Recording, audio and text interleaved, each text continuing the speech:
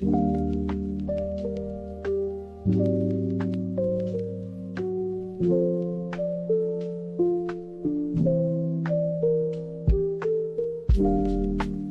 everyone, bigatin tayo ngayong araw na to because we are very privileged to be joined by someone so influential in the maritime industry and whose contributions continue to strengthen the Philippines' role in global maritime. President and CEO of the Archipelago Philippine Ferries Corporation, let's all welcome, and owner of Fastcat Ferries, let's all welcome Mr. Christopher Chet Pastrana.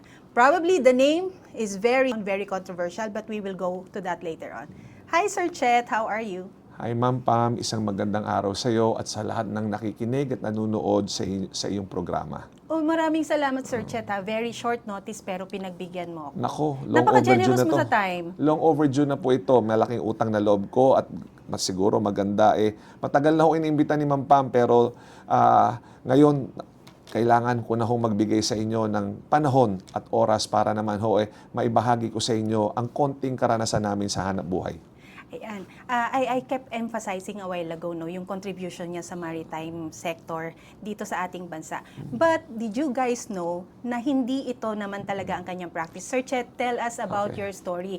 Hindi ka ang educational background mo is not in maritime. Hindi po. Saan ito? Ako po ay nag-aral sa University of the Philippines sa Los Baños ng agricultural business. Agri. Opo, agricultural business. Yung aking ama, gusto ko po mag-aral sana sa Lasal, ngunit ang ama ko po isang piloto, ang nanay ko po isang housewife. Ang gusto po niya ay mag-aral po ako sa murang at mas magandang paaralan, Universidad ng Pilipinas.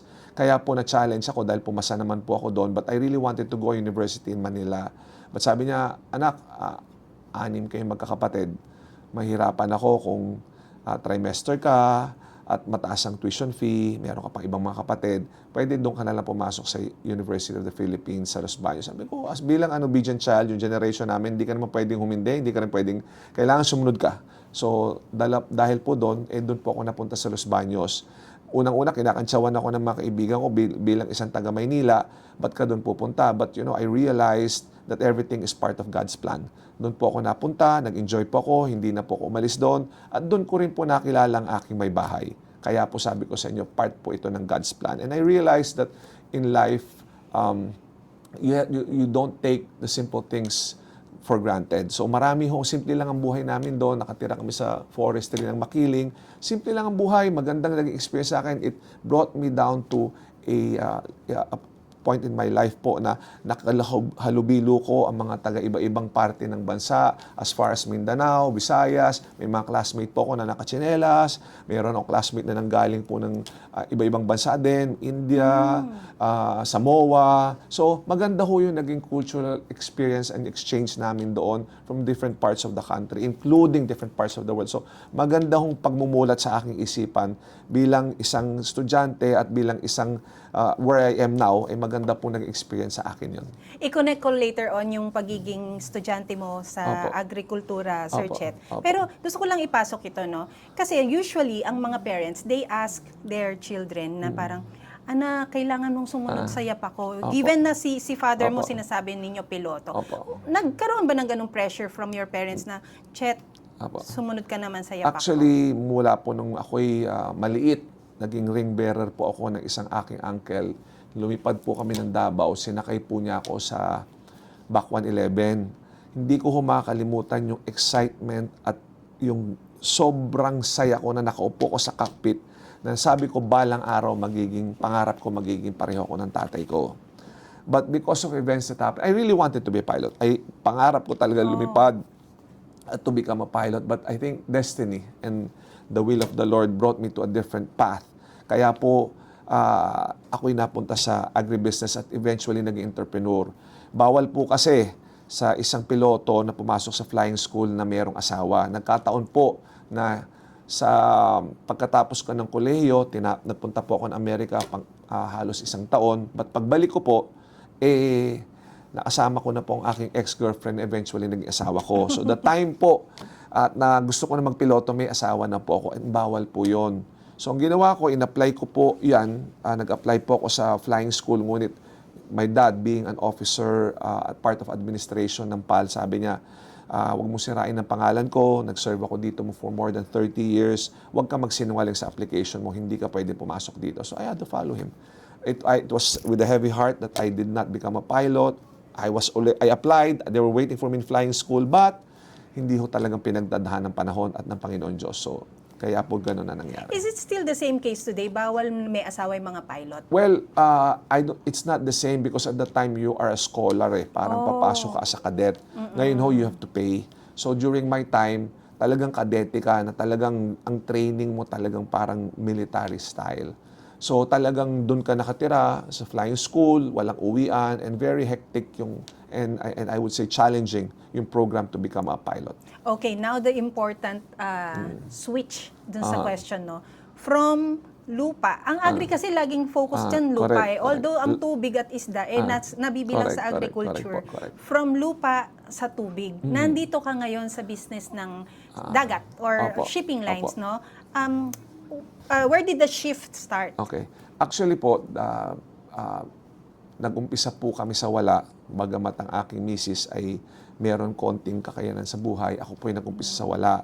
So I started really in agribusiness. Nag-alaga po ako ng baboy, baka, manok, lahat po ng pwede kong alagaan, inalagaan ko. Ngunit hindi ako doon dinaan ng napunta sa, I would say, hindi ho lahat naging successful yung venture ko na yon. That led me to trading business. From the trading business, I met a lot of people from trading cement. Even naggawa po kami nagmanufacture ako ng tingga para sa mga net at that time na binubuhat ko sa Divisoria para ibenta na 50 kilos, pinapasan ko sa likod ko. Literally, ikaw gumagawa? Ako kami gumagawa. Meron kami sa ilalim ng kubo. Gumagawa kami ng tingga from the battery, pinaprocess namin, nagiging ginawa ng tingga. So I'm Ano yung tingga? Sorry. para bumigat yung Ay, net. pabigat. Para Okay. binibenta naman sa lahat ng mga mga fisherman. So, umabot ako doon na nagtitinda ako sa Divisoria, nilalako ko yun, isa-isa, sa mga binabarat ako, mabalik lang yung puhunan. But anyway, from trading, marami ako nakilala. During that course of that adventure in my life, natuto kami mag-import ng raw materials, natuto kami magbenta ng raw materials sa cement industry, sa San Miguel, kung saan po. Hanggang nagkaroon po kami ng operation sa chartering ng mga barko, both local and imported. So, kailangan ho kasi na hindi ka lang nagtitrade but you have to have the means to bring it to the client. So, what differentiated us is kailangan po na nag-i-import tayo o nagtitrade ako locally at the same time, charter ships, provide trucks, provide equipments, all the way to the delivery of the material to the end user. So from lambat to trading, From animals to lambat, to trading, to sino naman chartering. nag-influence sa'yo dyan sa trading? Actually, I believe that we are all God's stewards of grace, of His grace. So, ako naman ho, siguro na through hard work and I would say part of God's plan, napunta po ako doon. May na-meet po akong isang Chinese na pinagkatiwalaan ako ng isang malaking multinational to supply them raw materials, cement product. And that was the first time I was able to get a very big order. And pinagkatiwalaan ako siyang Chinese and eventually he became a friend and then natuto na ako mag-trading and chartering. So nag-evolve ho yung aking knowledge little by little. I mean brick by brick, step by step, natutunan ko po yung business paunti-unti. Yung pag-aaral mo ng negosyo, Sir Chet, from hayop sa lambat, sa trading, is it because merong kang kulang dun sa kita ng lambat? Actually, Kaya mo pinalawak yung knowledge mo? kung ano ho yung opportunity na meron, pinipursue ko siya. Hindi po ako tumitigil lang sa isang bagay. I pursue what opportunity that is presented to me, whether it's small or big. Yung lambat to, maliit, nakita lang yun, maliit na puhunan. But wherever the Lord takes me and I see there's opportunity for us, doon po ako nag-focus. Now, I saw that there's a need really for transportation and how vital transportation is for both land and sea. Kasi hindi naman ho yung produkto, kukunin mo sa isang lugar lang, dadating yun kung saan pupunta. So, there was a need for that. And over time, natutunan ko pong mag-transport ng bulk material, bag material, including power plants, including heavy equipments. I did a lot of things for Meralco at that time. We did power plants. We transported, as soon as it arrived from Italy, to from Batangas all the way to the different areas in Sorsogon, in Masinloc, and all of these things. Natutunan ko po yan over time. I didn't have any experience, but I had to learn the hard way. I had to put my heart and mind into it so that I could deliver my commitment. Mabigay ko po ang tunay na serbisyo sa mga taong pinangakuan ko na kaya kong gawin yon. Kahit nasabihin sa akin na, oh, kaya mo ba to? Sagot ko kagad, oo, kahit na hindi ko siya sigurado. Dahil I know, because of hard work and dedication and guidance from up there, magagawa po ng tama. Huwag ka lang Na-deliver manloko. mo yung mga pangako Lahat, mo? na-deliver Lahat. ko. Kaya naman ho, na siguro may mga nagtiwala along the way. Lahat naman po ng pinasok namin, nag-construction pa ho ako ng housing. Madami ho akong pinasok na anything that I could put my hands into and provide a means for my family to live. Pinasok ko po yan. Wala hong illegal, lahat ho legal. Oh, that's very interesting, no? Ah. Paano ka naman from Lambat Aha. napunta sa dagat? At Okay. kailan mo nasabing kailangan ko ang dagat? Ganito po, ako po yung nag-charter lang ng barko nung araw, locally, to move these products.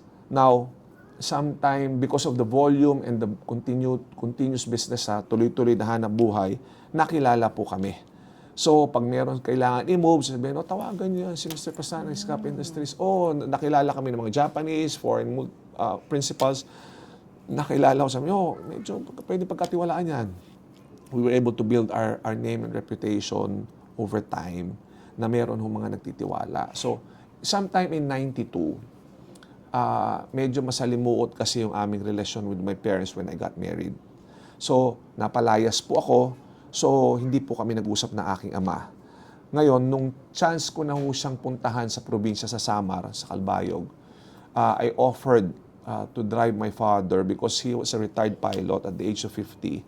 Magdadrive siya papuntang Samar dahil bumili ho siya ng stainless na jeep. Uso yung stainless jeep Owner type? Owner. Ngayon, may bahay ho siya sa tabing dagat, so kailangan stainless. So nagsabi ako sa nanay ko, sabi mo kay Papa, hindi ko kayo papayagan bumiyahe ng mag-isa. Sasamahan ko kayo, maski galit siya sa akin. Whether hindi siya pwede mag-drive mag-isa. So sinamahan ko sila. It was a long journey, 604 kilometers.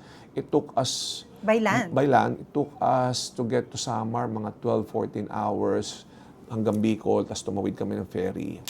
So, hanggang sinabi niya sa akin, anak, sige, dalhin mo na yung panganay ko, si Doktora Patricia. She was 5 years old when he first met my daughter. 5 years kasi kami hindi nag-kausap. And this was because they do not agree to you marrying Early. Early. Early. Okay. So, ang tatay ko maprinsipyo, pinasok mo yan, bahala ka dyan. So, nung dinala ko sila doon, drive ko, mahaba yung biyahe. Pagdating namin sa Matnog, nakita namin yung dami ng tao kasi it was at the time, if I'm not mistaken, Christmas season ata yun. Ang daming tao doon sa pier, sa terminal sa Matnog. Napakadumi po ng terminal. So, 1992 ito, napakadumi ng terminal to the point na hindi ka makapasok sa palingkuran.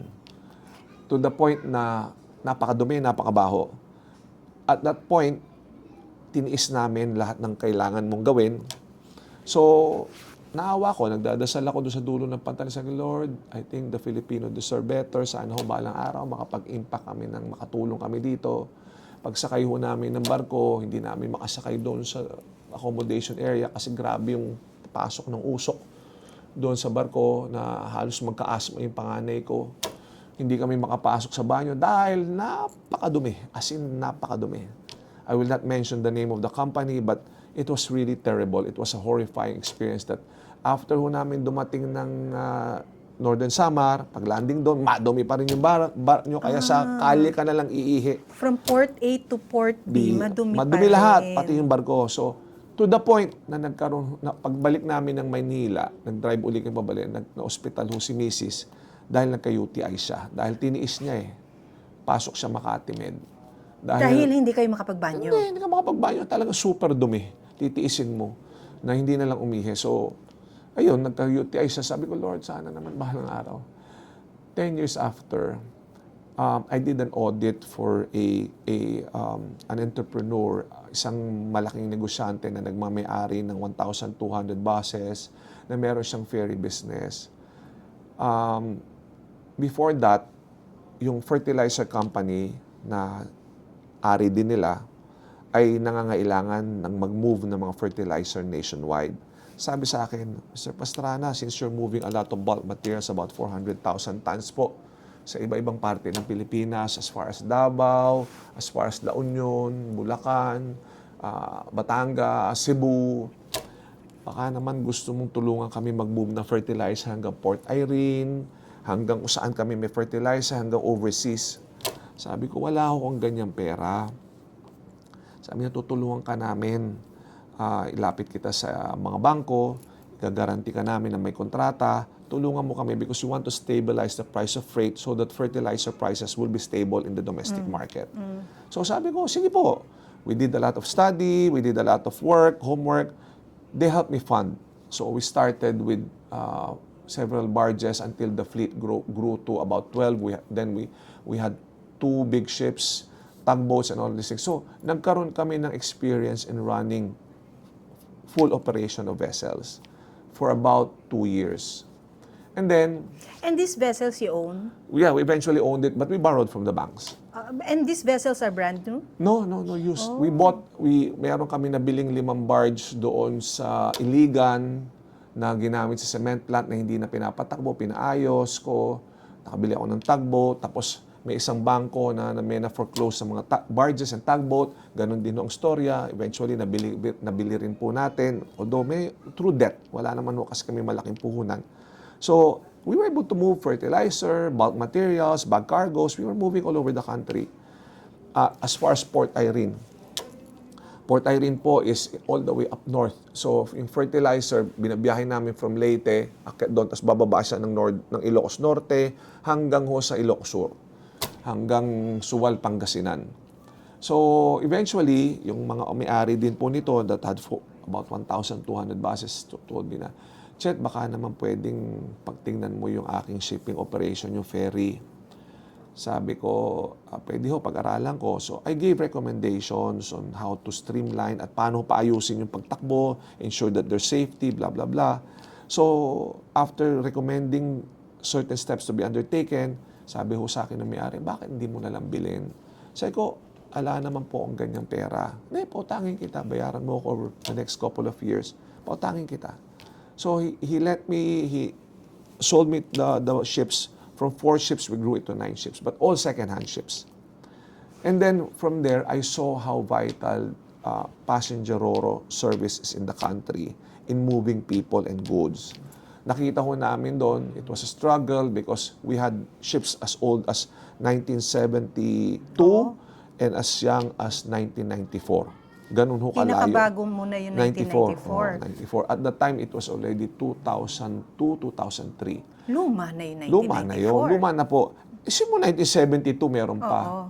So, we saw and we participated in the government's project, yung legacy program ni President Arroyo. She pushed for the Strong Republic Nautical Highway. So, she created laws and incentives and she opened routes and we volunteered. We were the first one to open the route connecting Mindoro to Panay to Katiklan. So, we saw how we have impacted yung service and connectivity doon sa mga area sa probinsya na hindi naman ho nararating ng normal na serbisyo at mataas ang cost ng bilihin. So we saw how vital and we saw how important it is. So kaya po naka-deploy kami ng mga barko sa iba't ibang parte ng Pilipinas. So sa awa ho ng Diyos ay sometime in 2009 when we were raising money to consolidate and buy our competitor, nagkaroon po ng opportunity ng isang group to fund us for the modernization program. Because of that, nagkaroon kami ng chance to work with both government and local banks to start us in the modernization program. Kasi the lives of the Filipino is very important. We have the worst maritime incident in 1987 when the boat Doña Paz sank.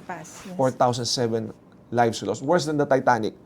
Nung nakaupo po ako doon sa pantalan noong 1992 sa Matnog, sabi ko, Lord, sana balang araw makatulungan namin mabago ang industriya. Unti-unti ho namin nabago using the old ships na kapag gawa ko kami ng magandang terminal sa Northern Samar using borrowed money and local equity, our own equity.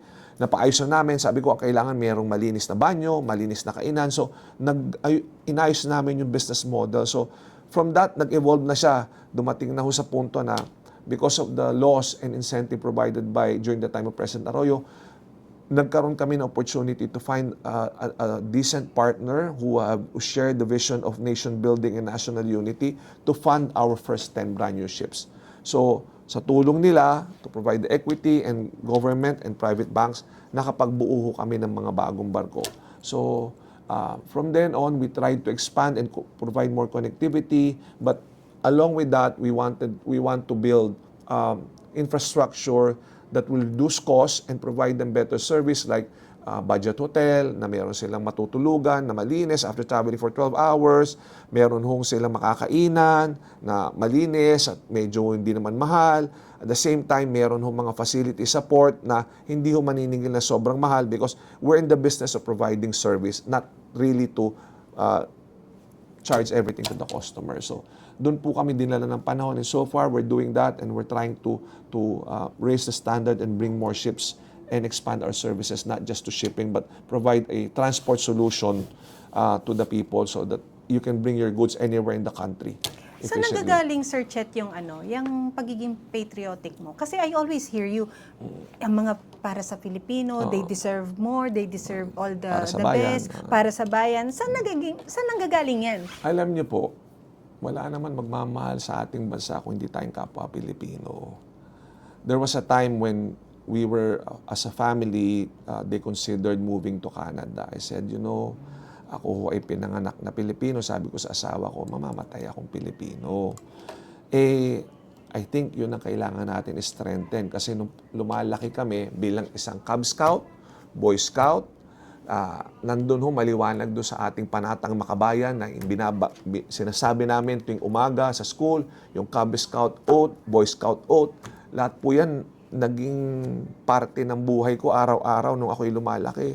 So I really think that for you, there's nobody's going to help our country and nobody will help our people but us Filipinos. Pero bakit pumasok sa option ang pagmamigrate sa Canada? Whose idea was that? It was the wife and the sister who wanted a better education and better opportunity for the next generation. But I said no. I said, although we were approved, they went through the process, pinadala na kami ng sulat, you're already ready to move after 4 years. Good to go. We paid, they paid. Sabi ko, babe. And only after being approved, you said no? Nagalit sa amin ng embassy. Sabi niyo, wasted our time. Kasi sabi ko, bakit natin gusto pumunta doon? Ba't mo tutulungan yung ibang bansa? Dito lang sa Pilipinas, kailangan mo ng tulong. Kailangan ng tulong ng bansa. We're doing something for the people, we're doing something for the countryside. Sinasabi ko sa mga nakakausap ko when I studied in AIM, the opportunities not in Manila because the business in Manila is already controlled by few people. Go to the province, help the people in the province. There's so many things that you can do there that we will impact the life of the ordinary Filipino. You said before, or nabasa ko yata, you call your ships the moving bridges. Yes, they are moving bridges. Ro-ro ships are moving bridges. Okay. Yes. Do you find the fulfillment when you connect point A to point B? Very much. What keeps us going is pag meron pong lumapit sa'yo at nagpapasalamat na mga ordinaryong mamamayan yung titinda ng saging. Kayo pa pala, pag nag-attend kami ng trailer, kayo pala si Fastcat, punta kang palengke ng Alabang. Parang naririnig mo dyan yung mga saging nila galing Mindoro. Mas mabilis nakakarating ngayon sa oras dahil sa oras, mas mabilis at walang problema yung kanilang pagbabiyahe. Sasabihin lang nila, kayo pala doon sa Fastcat, salamat, ito konting saging, ito konting... So, nakakatabaho ng puso.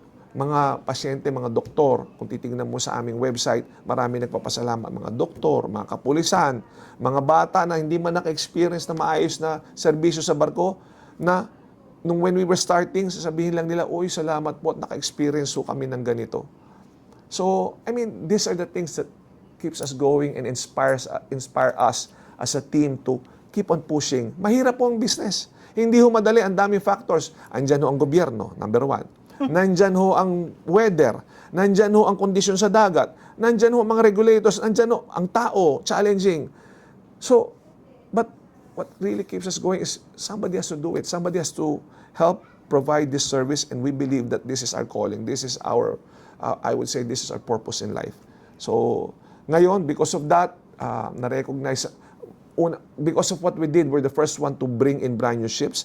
Maraming sumunod, which I'm very happy because you cannot serve the entire country just by, you need other people. And I'm glad that the other ship owners, responsible ship owners, have responded to the call. Nakinig sila sa kailangan na talagang kailangan magbigay ng mas mabuti and serbisyo and raise the standard of level of service. So marami na ho dyan ngayon, mga ilang kumpanya ho namin kasama sa industriya na nandyan na rin po sa ganyan direction, which is good. And because of this, na-recognize ho ng ibang bansa na ang safety ng Pilipinas, safety record ng Pilipinas ay maganda na at nag-improve na.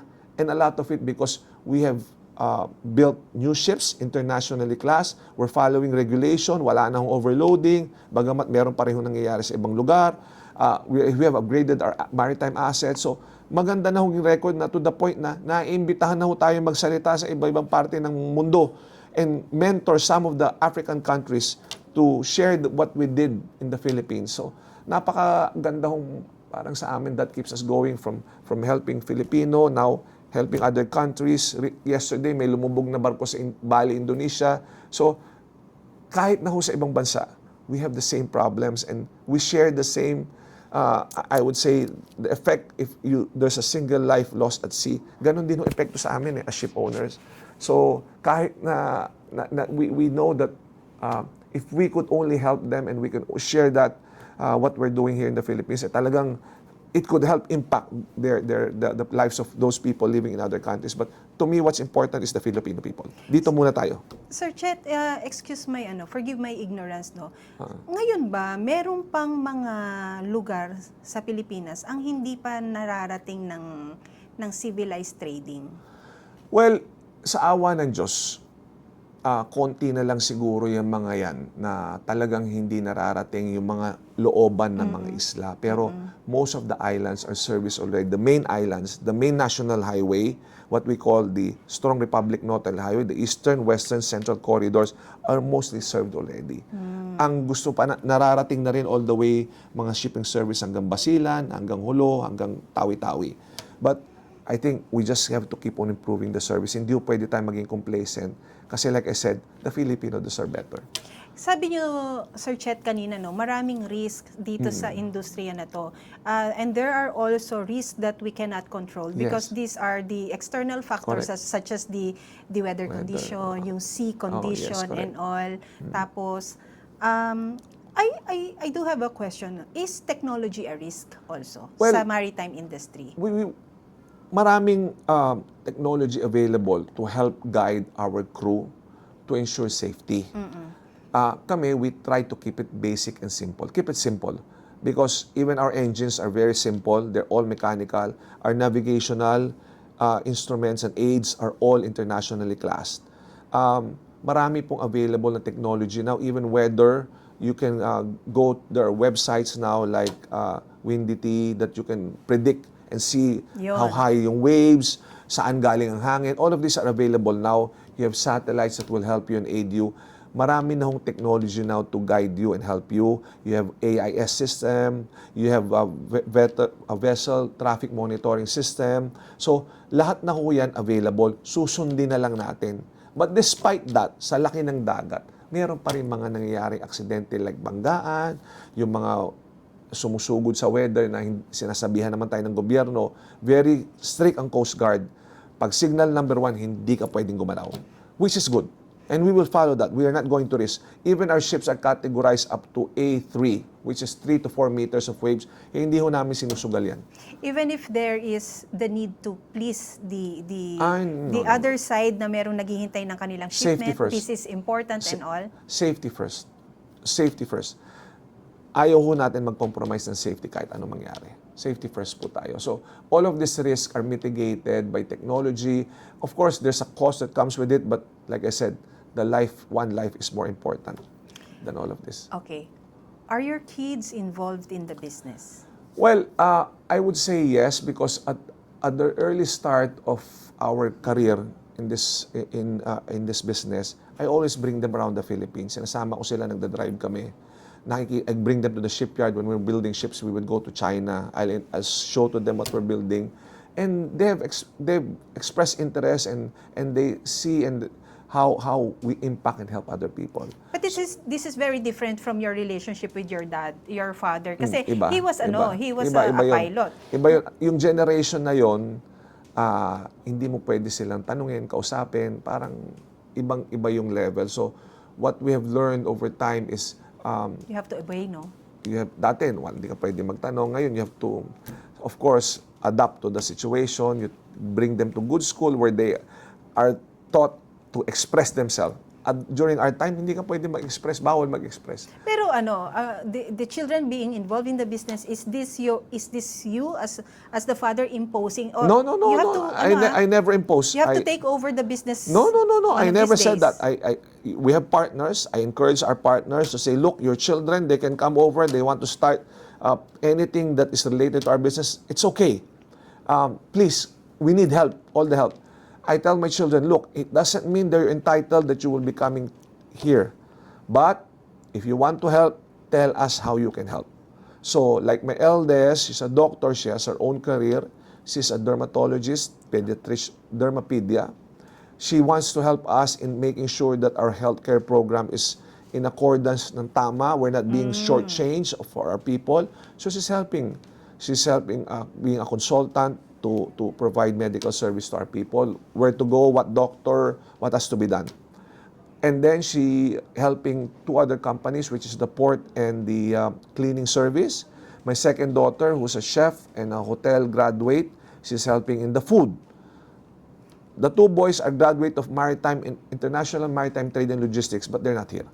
I told them, you have to work overseas, you have to work and gain experience. One worked with New York State Ferries, now he's applying, he wants to be a U.S. Coast Guard. And the second one, the last one, the youngest, is applying now to a logistics company in New Jersey. So all of these things, I tell them, no, go. You have to work somewhere else before you come back. Why? Well, because I want to raise the standard of competency and for them to gain experience. I want whatever good that they learn, the best practices that they learn, because that's what we do. I attend conferences every year, meetings twice a year, so that I can talk to ship owners, so that I can learn from best practices and learn from them. Kasi this is a continuing process. Hindi naman you cannot assume that you know everything. You have to learn. It's a continuous learning process. So kaya po sabi ko sa kanila, mag-aral muna kayo. Hindi automatic yan. Mag-aral muna kayo. But okay, it's not automatic, no? Sir Chet, you mentioned na yung panahon mo sa father mo, hindi ka basta-basta nakakapagsalita. But this is naman the generation where kids can easily express themselves, And no? they argue with you. Yes. And then, wala ba yung ganyan na parang, Dad, what are the companies for? Correct. Why do we own so many companies? Tapos, pagtatrabahuin mo kami sa iba. Well, it's a question, but I said, this is my decision. Oh. And it stops there. Because you have to, I would say, earn the position if ever you come here. You're going to go to the lowest level. You're not going to start as a manager. Go to the banyo. Go to the engine room. Oh, they have to start Yes. I have a friend who is a son of a billionaire and owns a chain of restaurants. He started in the banyo cleaning and also servidor. He's now the president of that big chain of food, international. And he started in the banyo cleaning. I started from there. I told them when I was in New York, graduate of University of Philippines, I was showing apartments and condominium. I was a secretary. I took any job possible to learn experience. So nung nandun ako sa New York, grabe, 7 days a week ang trabaho ko. I mean, I was doing anything that I could make money. Nagtiis ako, sabi ko sa kanila, oy, ako nakikitira sa auntie ko na para kong second parents. 8 kami sa isang one-bedroom apartment, isa ang banyo. Kayo, nag-aral kayo sa magandang eskwelahan. Ako, nagtitiis kami 4 sa isang kwarto. Para ka magligo, yung timba na malaking drum na may kiti-kiti, hahawiin mo, Para tatabuin makunin mo mo. yung malinis, Oh, no? kasi hawiin mo dahil langoy-langoy yun. Tapos yun ang pantatabo mo. Ang toilet namin doon sa dorm noon, walang toilet seat. Titingnan mo yung ilalim, kala mo walang tao. Yung pala, doon sila yung nakaupo ng ganon. May tao pala, kaya kailangan titingin ka sa ibabaw para malaman mo kung may tao hindi sa ilalim. Sabi ko, ganon kahirap ang buhay noon. Kas kayo nag-aaral pa sa Amerika, tas hindi automatic yan. Is this you disciplining them or punishing them? No, discipline. I think it's very important for kids to have discipline, to know their values and to know that they have. I just told my sons, sabi ko, you're someday going to be heading your own family. You have to put in your head that you have nothing. You're not going back home because you have something. You have nothing. You have to start ground zero. Now, if you're going to apply to us, you're going to start from the bottom. It doesn't give you hindi ka entitled na just ka magtatrabaho ka dahil may kumpanya tayo. No. No. You have to earn Is that. this your love language? Yes. That's my love language. I spoiled them in certain degree. Sabi nga nung cousin ko, paano naman magtatrabaho yan? Nandun sa apartment tabi ng school, meron sasakyan, blah, blah, blah. O paano nga? Kaya nga sinidisiplina ko sa kanila, magtrabaho kayo dyan. You have to earn your living. Magtrabaho muna kayo. Nagtrabaho naman. Do you Ngayon, believe in delayed gratification? yes, and I believe in tough love. Oh. I believe in tough love. Kailangan tough ka, lalo na sa lalaki. Yung mga babae, medyo may nagmamahal, puro may asawa naman, may nag-aalaga sa kanila. So, I believe na So, okay. responsibilidad ng asawa nila na yun. Okay, can only give so much. wala na sa iyo yan as the father, no? Well, meron pa rin ako responsibilidad, but the basic things lang. Yes. Sinabi ko sa kanila, education and probably somewhere that they can stay close to me because I want them to be close to me. So just because wala na yung mga babae dahil may mga kanya-kanya ng pamilya, yung mga lalaki ngayon ang nahuli. Yes. Huli sila because they have bigger responsibilities. Oh. Yes, they have Hindi bigger naman sila nasasakal sa'yo. Well, umiiyak, nalulungkot, but like I said, I believe in tough love. I think just like diamond, through time, diba? Hindi naman siya na-form ng the beauty and the result of a diamond takes time and talagang gawa ng tamang panahon. So they will mature and I just believe that they have to really start sa baba, hindi sa taas. So they'll know the value. Is the maritime sector the future for most young kids today? There are a lot of opportunities in the maritime sector because all over the world, we're divided by water.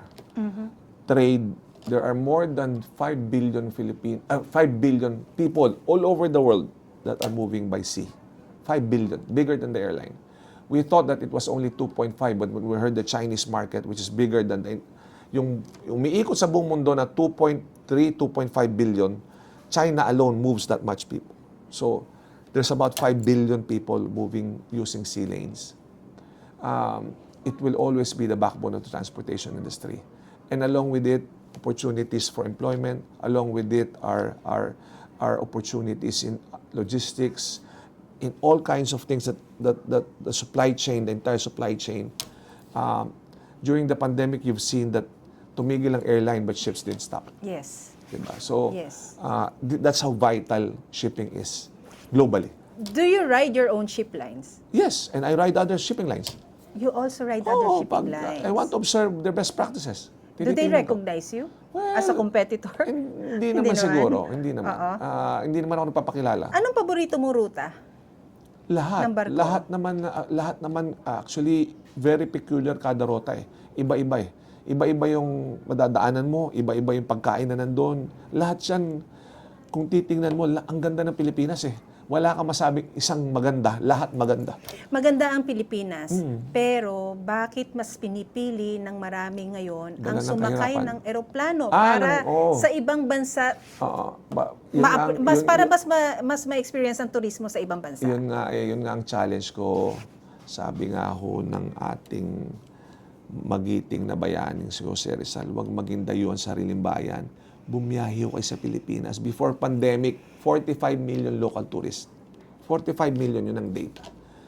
Sana patuloy natin to kasi imbis na gastusin natin yung pera natin sa ibang bansa, gastusin natin sa ating kapwa Pilipino. Because every time you spend, nakakatulong ka sa kapwa mo Pilipino. Hindi mo tinutulungan. I mean, I have no problem or issue of you going to Japan, which is beautiful, very safe. Korea, US, they're very good. Maybe once a year you can go. But kung babiyahe ka doon, minsan, dito siguro 5 beses. Tulungan mo yung ating bansa. Balansin mo kasi ang ganda ng Pilipinas. As far as magagandang dagat ng Hulo, yung mga doon sa Palawan, Palawan was recognized as one of the best island in the world. Hindi lang ho sa Asia, but buong mundo. You have so many places to go to learn our culture, to learn the iba-ibang mga kaugalian at ibang mga custom and tradition ng ating mga kapwa Pilipino. Divided by island, but as a country, we're one nation and isang lahi lang po natin. So ang ganda ho ma-experience yun. Go up north. During the 18th Congress, we went around the Philippines. We drove for 14 days all the way to Mindanao. Tapos sa second phase, biyahe kaming north para umikot sa buong norte. And we saw and we learned so much because what has to be done and what needs to be done and how we can support the local tourism, the local infrastructure. Maganda ho ang ginawa nila noong panahon na yon kasi talagang first-hand experience eh. So, biyahe po tayo sa Pilipinas. Sir Huwag Chet, maging dayuhan. meron bang may epekto ba yung mga horror stories ng mga tragedy sa karagatan? Kaya hindi ine-embrace ng maraming Pilipino ang pagsakay sa barko? Actually, kung titingnan mo po ngayon, ang daming overlanders, ang daming motorcycle clubs, ang daming overlanders na bumabiyahe. Magugulat ka na yung mga, recently we had the group of Toyota going to Mindoro. Just the other day, meron kaming grupo ng mga 15, 12 SUVs na bumiyahe hanggang Mindanao. So, there's interest now, mga motorcycles, thousands of them moving around the country. There's so much interest in discovering how beautiful the country is. Maganda ho yung programa ng DOT, ng Department of Tourism, to highlight areas. But I think you have to experience for yourself, ano po ba ang pwedeng i-offer sa inyo na iba-ibang lugar. So, yung mga tragedies nangyayari yan kasi pagka hindi sumusunod ka sa alituntunin sa mga patakaran na nilalaatang ng gobyerno at dapat mandato na susundin natin. But kung susundin naman yun, hindi naman dapat mangyari yun eh. Do you get the right support from the government? I would say that there are incentives for you to bring in brand new ships.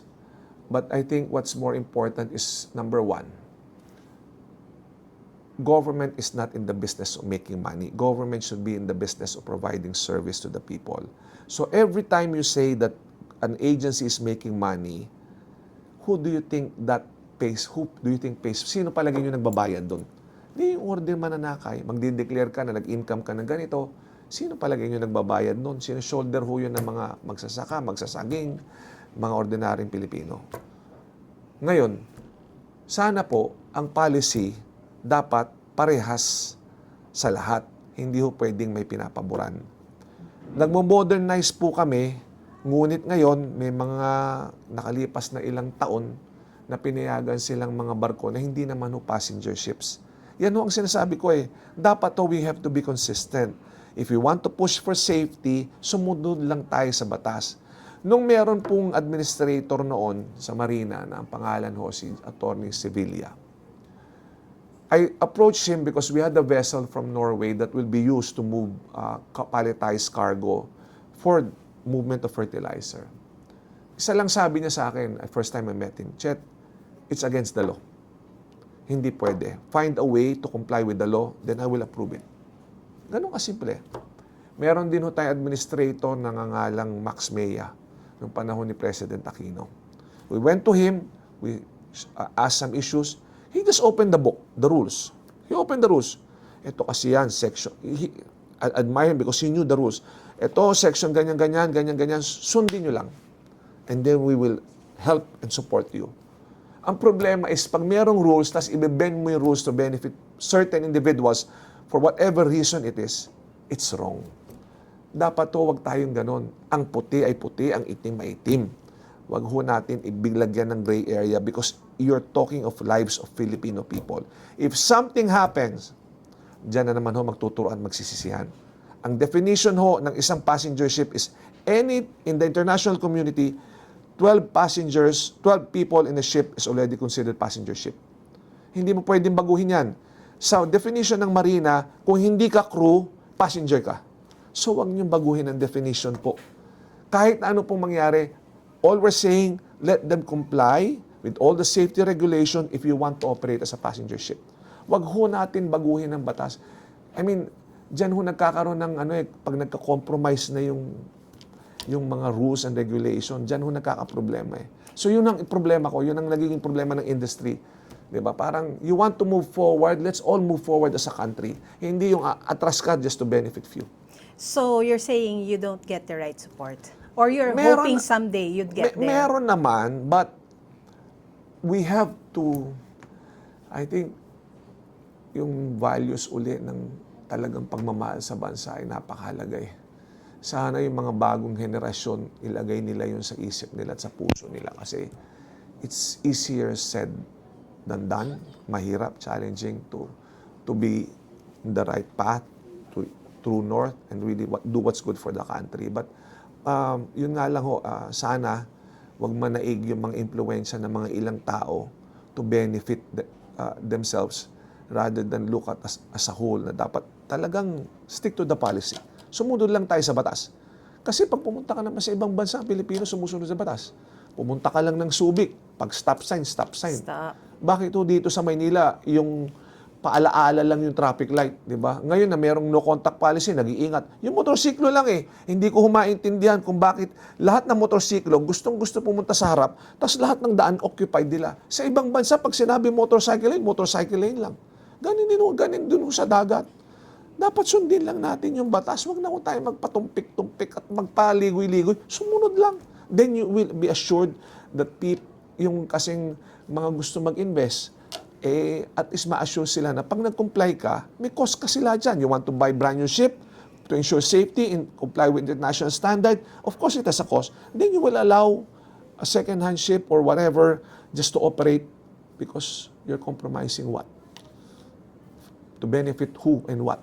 And then if there's an accident, sabi mo, ay, mali pala kami. Parang, have we not learned history already?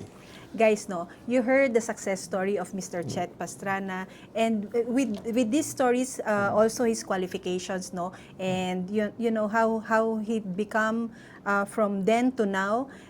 Si Mr. Chet Pastrana po ay minsang binalot ng kontrobersiya, no? Siya po ay pinulitika sa kanya dapat na naging posisyon sa PPA as general manager.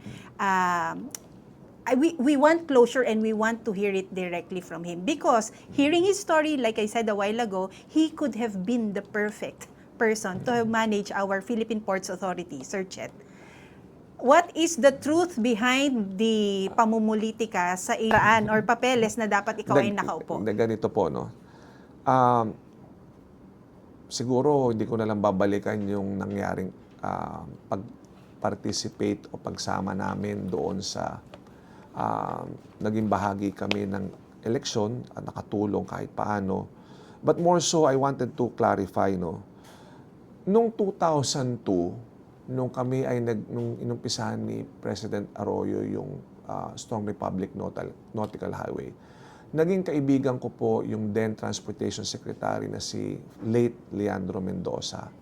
Si Leandro Mendoza ay napakagaling na DOTR Secretary, eventually became Executive Secretary, na isa pong kaibigan niya at kasamahan niya sa PMA ay si General Thompson Lantion, na eventually became the head of Partido Federal. Naging kaibigan ko po sila since 2004. Matagal ko silang kaibigan.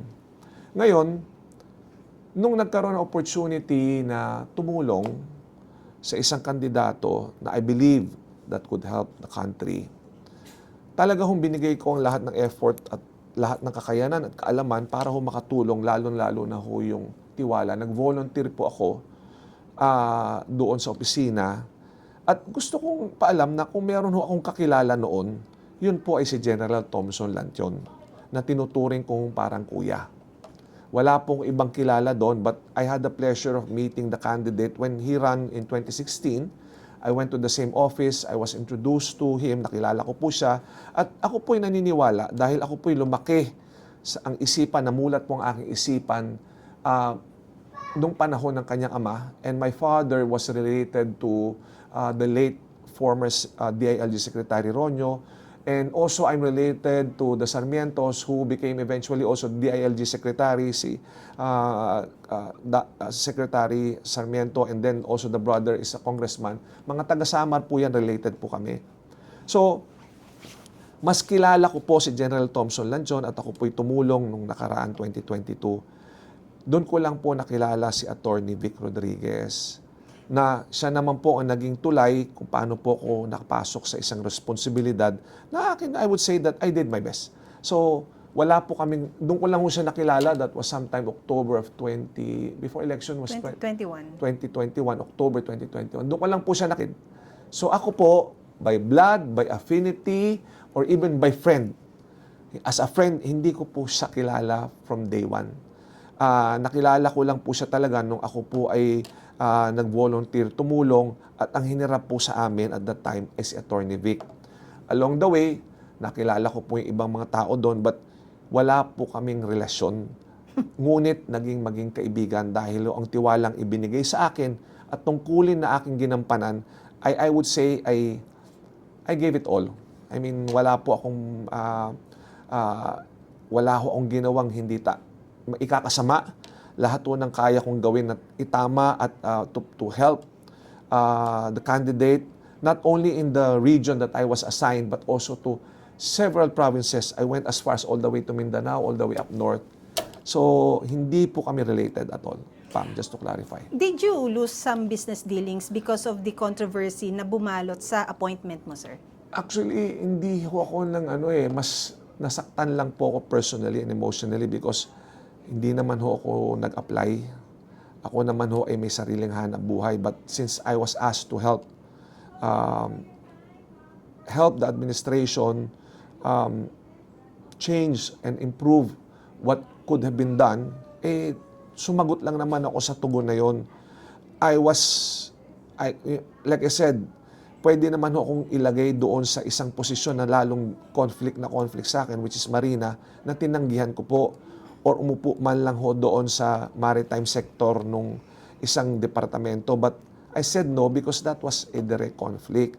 But since I've been a port user since 1992, during the time when we were starting trading, I saw how what things could have been done and how we could improve the service. That's why I said, sige, kung makakatulong ako, why not? But doon lang ho ako na wala naman hong nawalang negosyo, wala naman hong naapektuhan, but like I said, I think what's more important is to clarify na hindi po ako related kay Attorney Vic Rodriguez. Yung asawa ko po ay ibuna from San Juan, so hindi po siya yung mga sila po kasi ang asawa ni Attorney Vic ay taga Santa Maria, Bulacan, so hindi ho kami connected, not at all.